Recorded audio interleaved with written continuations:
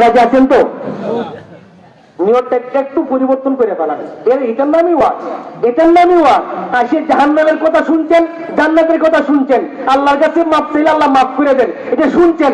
আর মনে মনে কইছেন আল্লাহ আমিও তো গুনাহ করছি, আমিও জিনা করে ফেলছিলাম, আমিও মিথ্যা কথা বলেছিলাম, আমিও নাফরমানি করেছিলাম। আল্লাহ কতদিন গেছে আমি নামাজ পড়তে পারি নাই, আমার অনেক বড় অপরাধ হয়ে গেছে। আল্লাহ মাঠে বসে তোমার কাছে বলতাছি আল্লাহ তুমি আমাকে মাফ করে দাও। এটার নামই তওবা। সুবহানাল্লাহ, এটার নামই তওবা।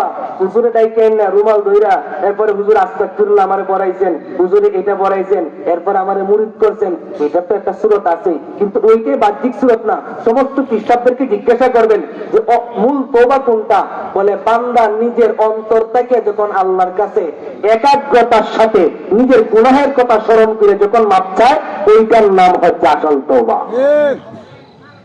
এই তওবার জন্য 4টা শর্ত। তওবা কবুল হওয়ার জন্য শর্ত কয়টা? 4টা।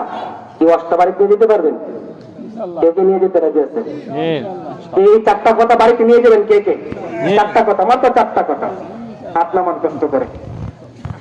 1 নাম্বার, যদি আপনি আল্লাহ তাআলার কাছে তওবা করেন, প্রথম আপনার নিয়ত থাকতে হবে এটা, ইজতিনাবু আনিল মাসিয়া।